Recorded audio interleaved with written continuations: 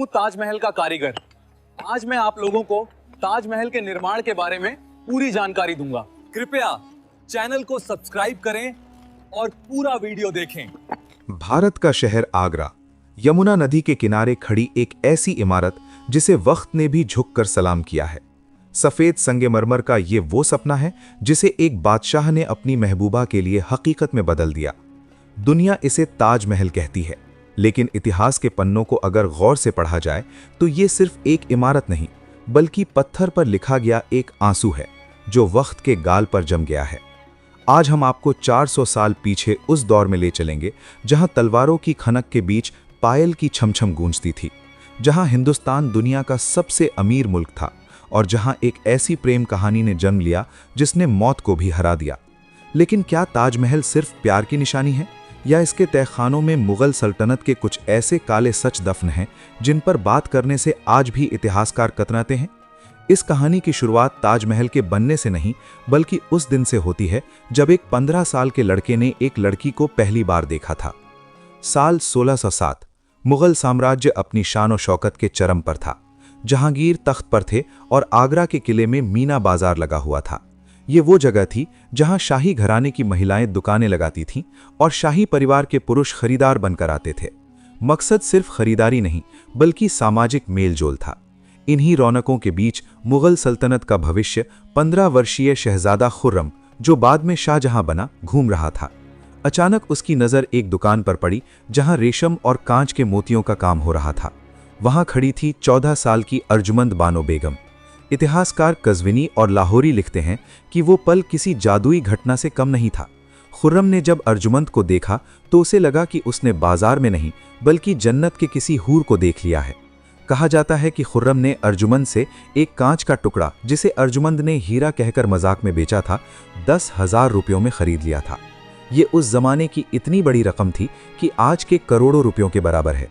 खुर्रम, जो अपने दादा अकबर का लाडला था और बेहद गंभीर स्वभाव का था, पहली बार अपना दिल हार बैठा था। खुर्रम तुरंत अपने पिता जहांगीर के पास गया और साफ कह दिया कि वो शादी करेगा तो सिर्फ अर्जुमंद से। लेकिन शाही शादियां सिर्फ प्यार से नहीं, सियासत से तय होती थीं। अर्जुमंद नूरजहां जहांगीर की पत्नी के भाई आसफ खां की बेटी थी। ये रिश्ता मुगल दरबार में नूरजहां के गुट को बहुत मजबूत कर सकता था। सगाई तो हो गई, लेकिन शादी के लिए ज्योतिषियों ने एक ऐसा मुहूर्त निकाला जो 5 साल दूर था। सोचिए, एक 15 साल का लड़का जो शहजादा है, उसे अपनी मोहब्बत पाने के लिए 5 साल का इंतजार करना पड़ा। इन 5 सालों में खुर्रम ने दूसरी शादियां भी की, जो कि एक राजनीतिक मजबूरी थी, लेकिन उसका दिल सिर्फ अर्जुमंद के पास था। आखिरकार 1612 में वो घड़ी आई, शादी हुई और अर्जुमंद बानो बेगम बनी मुमताज महल, यानी महल का नगीना। मुमताज महल कोई आम रानी नहीं थी, वो शाहजहां के हर सुख दुख की साथी थीं। चाहे वो शिकार हो, शतरंज का खेल हो या फिर जंग का मैदान, मुमताज हमेशा शाहजहां के साथ साए की तरह रहती थीं। मुगल इतिहास में ऐसा कम ही देखा गया था कि कोई बेगम बादशाह के साथ खतरनाक जंगी मुहिमों पर जाए, लेकिन मुमताज हर जगह मौजूद थीं। शाहजहां का उन पर भरोसा इतना गहरा था कि शाही मुहर, जिससे फरमान जारी होते थे, मुमताज के पास ही रहती थी। शाहजहां उन्हें मलिकाए ज़मानी कहता था।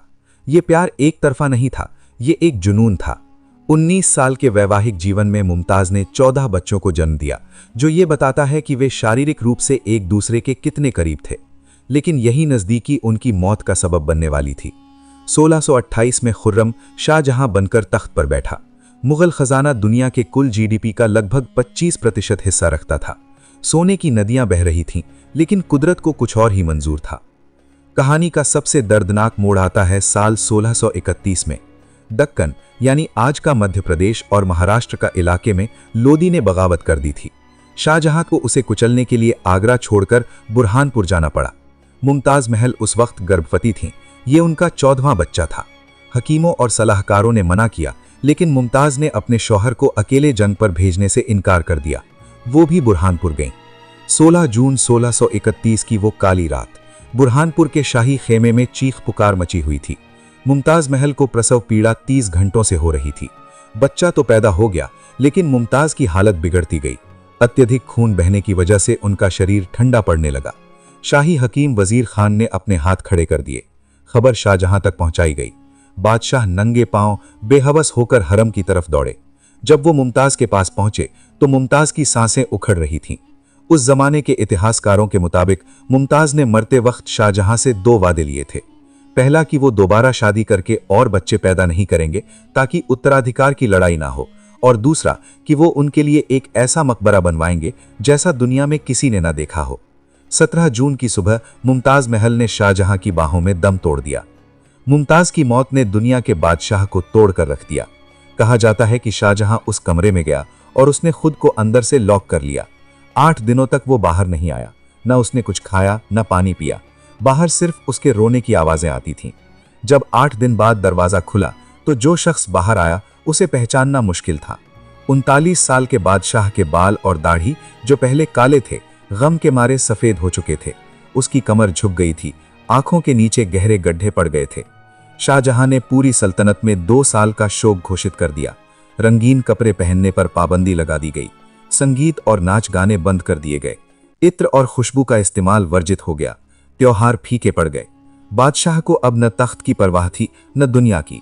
उसे सिर्फ एक ही चीज का जुनून सवार था, मुमताज का वादा, एक ऐसा मकबरा बनाना जो कयामत तक उसकी मोहब्बत की गवाही दे।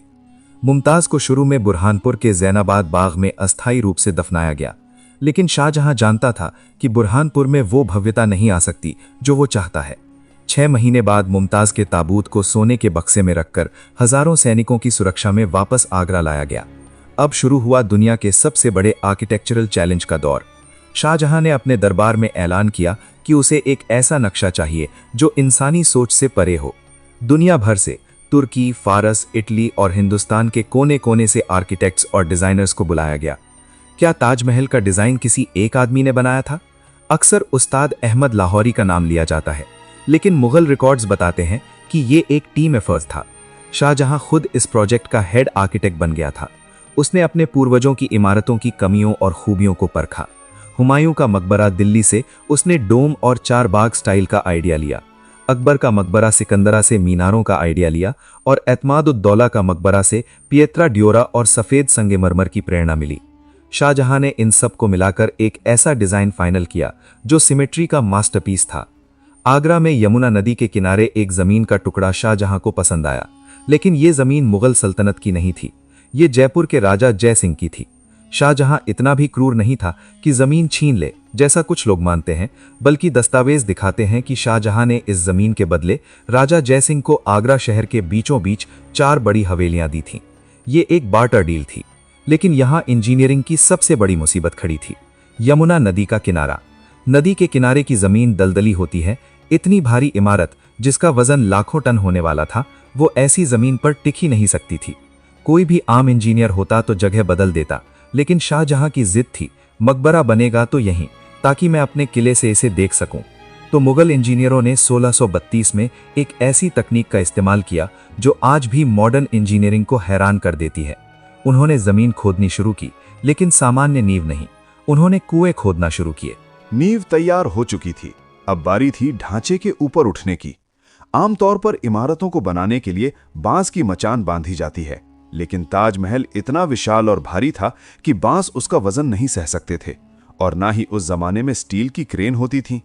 इतिहासकार लिखते हैं कि मुगल इंजीनियरों ने बांस की जगह ईंटों की मचान बनाई, यानी इमारत के साथ साथ एक और ईंटों की दीवार खड़ी की गई ताकि मजदूर ऊपर चढ़ सकें और भारी पत्थर पहुंचा सकें।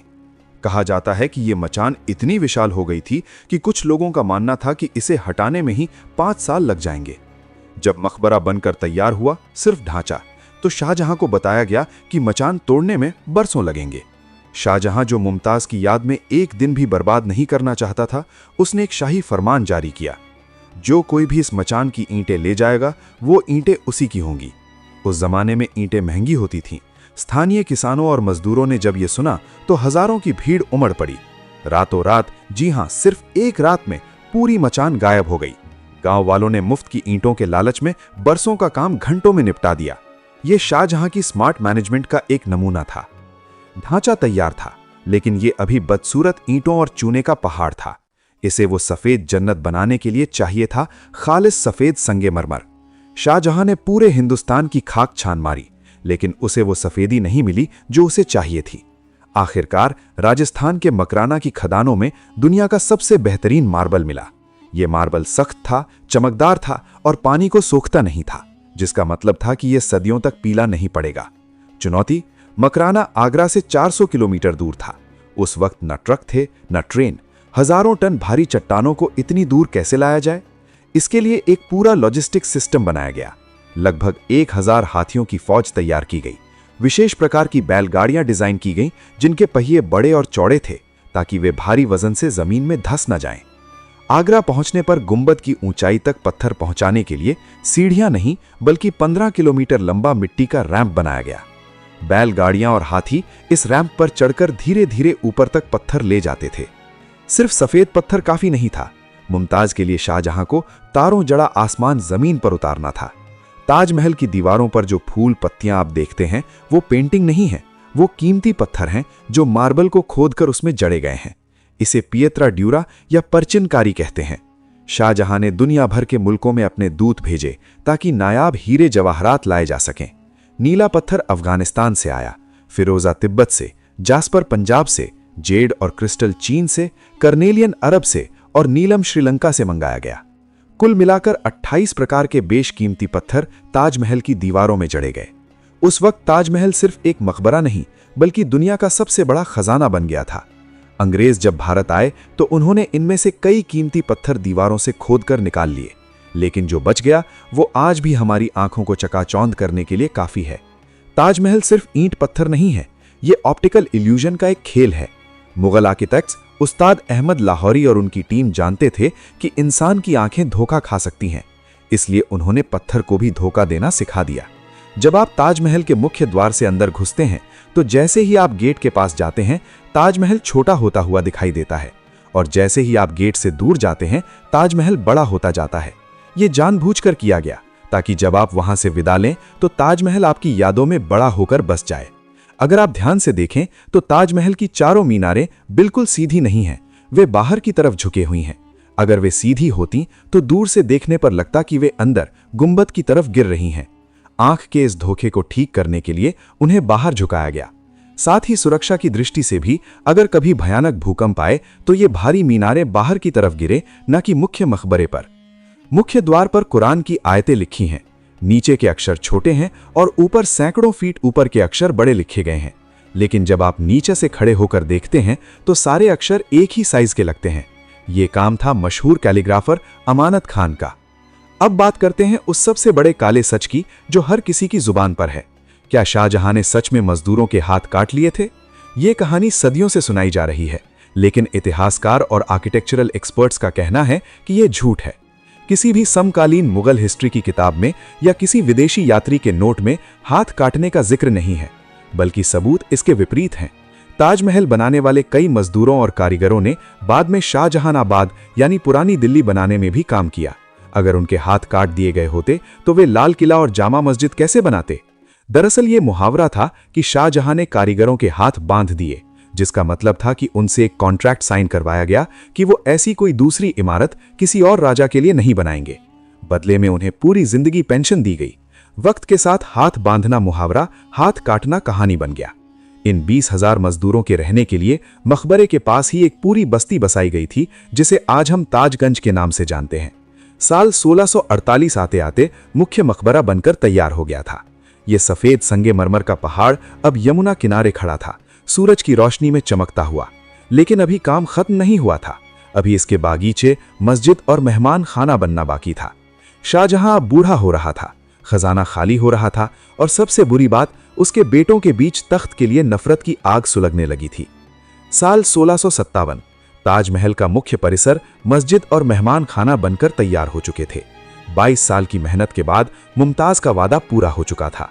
लेकिन आगरा की हवाओं में एक अफवाह तैर रही थी, एक ऐसी अफवाह जो आज भी इतिहासकारों के लिए पहेली बनी हुई है। काला ताजमहल।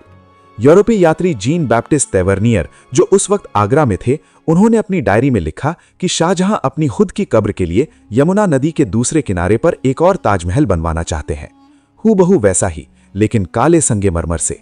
और इन दोनों इमारतों को यमुना के ऊपर एक चांदी के पुल से जोड़ा जाना था। सदियों तक लोग इसे सच मानते रहे, लेकिन 1990 के दशक में जब पुरातत्व विभाग यानी ASI ने मेहताब बाग में खुदाई की तो उन्हें वहां काले पत्थर मिले। एक पल के लिए लगा कि कहानी सच है, लेकिन जब उन पत्थरों को लैब में टेस्ट किया गया तो पता चला कि वो काले पत्थर नहीं थे, बल्कि सफेद मार्बल है जो सदियों से जमीन में दबे रहने की वजह से काले पड़ गए थे। आज ज्यादातर इतिहासकार मानते हैं कि काला ताजमहल शायद कभी बनने वाला नहीं था। मेहताब बाग को शाहजहां ने इसलिए बनवाया था ताकि वहां के मूनलाइट पूल के पानी में रात के वक्त सफेद ताजमहल की काली परछाई दिखाई दे। यानी शाहजहां ने बिना एक पत्थर रखे ही एक काला ताज पानी में बना दिया था। ये उनकी कलात्मक सोच का शिखर था। सितंबर 1657, शाहजहां 65 साल के हो चुके थे। अचानक उनकी तबीयत बिगड़ी।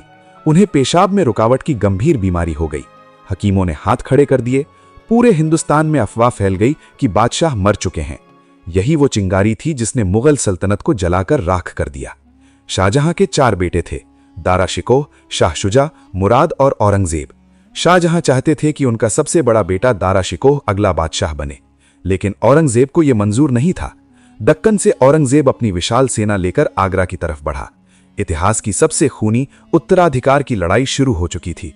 मई 1658 में सामूगढ़ की लड़ाई हुई। ये लड़ाई ताजमहल से सिर्फ 10 मील दूर लड़ी गई। औरंगजेब की चालाक रणनीतियों के सामने दारा शिकोह की फौज टिक नहीं पाई। दारा को भागना पड़ा। औरंगजेब जीत चुका था। वो आगरा पहुंचा और उसने आगरा के किले को घेर लिया, जहां उसका बीमार बाप शाहजहां मौजूद था। औरंगजेब ने किले पर हमला नहीं किया, बल्कि उसने क्रूर चाल चली। उसने किले में जाने वाली यमुना नदी की पानी की सप्लाई काट दी। जून की भीषण गर्मी में किले के अंदर पानी की बूंद बूंद के लिए लोग तरसने लगे। दुनिया का बादशाह शाहजहां, जिसने लोगों के लिए नहरें बनवाई थीं, अब प्यास से तड़प रहा था। उसने औरंगजेब को एक भावुक खत लिखा। ए बेटे, तुम तो हिंदुओं के भगवान से भी गए गुजरे निकले। वो तो अपने मरे हुए पूर्वजों को भी पानी यानी तर्पण पिलाते हैं, और तुम अपने जिंदा बाप को पानी के लिए तड़पा रहे हो। लेकिन औरंगजेब का दिल पत्थर का था। उसे पानी नहीं मिला। मजबूर होकर 3 दिन बाद शाहजहां ने किले के दरवाजे खोल दिए और आत्मसमर्पण कर दिया। औरंगजेब ने अपने पिता को मारा नहीं, लेकिन उन्हें ऐसी सजा दी जो मौत से बदतर थी। शाहजहां को आगरा किले के मुसम्मन बुर्ज में हमेशा के लिए कैद कर दिया गया। ये वही आलीशान बुर्ज था जिसे शाहजहां ने कभी अपने आराम के लिए बनवाया था, लेकिन अब ये उसकी जेल थी। पाबंदियां बहुत सख्त थीं। शाहजहां को उस बुर्ज से बाहर निकलने की इजाजत नहीं थी। सिर्फ कुछ गिने चुने नौकर और उनकी सबसे बड़ी बेटी जहांआरा को उनकी सेवा के लिए साथ रहने दिया गया। जहांआरा ने अपनी पूरी जिंदगी अपने बूढ़े बाप की सेवा में कुर्बान कर दी। लेखक और इतिहासकार उनसे मिलने नहीं आ सकते थे। 8 साल, पूरे 8 साल शाहजहां उस बुर्ज में कैद रहे, लेकिन उस कैद में भी शाहजहां के पास एक सहारा था। मुसम्मन बुर्ज की खिड़की का रुख सीधा ताजमहल की तरफ था। कहा जाता है कि जब शाहजहां बहुत कमजोर हो गए और बिस्तर से उठकर खिड़की तक भी नहीं जा सकते थे, तो जहांआरा ने उनके बिस्तर के सामने दीवार पर एक खास आईना या हीरा लगवाया था। इस आईने में लेटकर भी शाहजहां को ताजमहल की परछाई दिखाई देती थी। वो घंटों बस उस सफेद इमारत को घूरते रहते थे जहां उनकी महबूबा सो रही थी। आज हम जिस ताजमहल को देखते हैं वो अपनी असली खूबसूरती का शायद सिर्फ 70% ही है। जिस दौर में शाहजहां कैद थे और बाद में औरंगजेब का राज आया, और उसके बाद जब मुगल सल्तनत कमजोर हुई तो ताजमहल को कई बार लूटा गया। शाहजहां के दौर का ताजमहल आज से बहुत अलग था। मुख्य गुंबद के सबसे ऊपर आज जो पीतल का कलश है वो असल में 46 फीट ऊंचा खालिस सोने का बना हुआ था। कहा जाता है कि 18वीं सदी में इसे पिघला दिया गया और तांबे पीतल से बदल दिया गया। मुमताज की कब्र पर शाहजहां ने मोतियों और हीरों से जड़ी एक चादर चढ़ाई थी, जिसकी कीमत उस वक्त भी लाखों में थी। ये चादर अमीर हमजा के हमले में गायब हो गई। ताजमहल के मुख्य द्वार पर ठोस चांदी के विशाल दरवाजे लगे थे, जिन पर सोने की कीलें थीं। 1764 में जाट राजा सूरजमल के हमले के दौरान इन दरवाजों को उखाड़ लिया गया और पिघला दिया गया। शुरुआत में मुमताज की कब्र के चारों तरफ सोने की रेलिंग थी, लेकिन शाहजहां को डर था कि लोग इसे चुरा लेंगे, इसलिए उसने खुद इसे हटाकर वहां बेहद महीन संगमरमर की जाली लगवा दी थी। शाहजहां अपनी कैद में बैठे बैठे अपनी बनाई जन्नत को लुटते हुए तो नहीं देख पाए, लेकिन उन्हें पता था कि उनके बाद इस इमारत की हिफाजत करने वाला कोई नहीं होगा। जनवरी 1666, कड़ाके की ठंड पड़ रही थी। शाहजहां अब 74 वर्ष के हो चुके थे। बीमारी ने उन्हें बिस्तर से लगा दिया था। उनका शरीर कंकाल जैसा हो गया था। 21 जनवरी की रात शाहजहां की सांसें उखड़ने लगीं। उनके पास उनकी बेटी जहांआरा और कुछ हकीम मौजूद थे। बादशाह ने अपनी बेटी को इशारे से कहा कि उनके सिर को थोड़ा ऊपर उठा दे। उनकी धुंधली आंखें खिड़की के उस पार देख रही थी।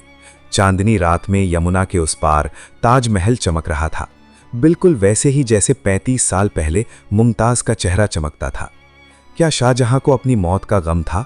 शायद नहीं, क्योंकि मौत ही वो जरिया थी जो उन्हें वापस मुमताज से मिला सकती थी। 22 जनवरी 1666 की सुबह आगरा किले के मुसम्मन बुर्ज में सन्नाटा था। दुनिया का सबसे अमीर और ताकतवर बादशाह शाहजहां अब नहीं रहा था, लेकिन इतिहास की विडंबना देखिए। जिस शख्स ने अपनी पत्नी के लिए दुनिया का सबसे आलीशान मकबरा बनवाया, उसके खुद के जनाजे के लिए राजकीय सम्मान भी नसीब नहीं हुआ।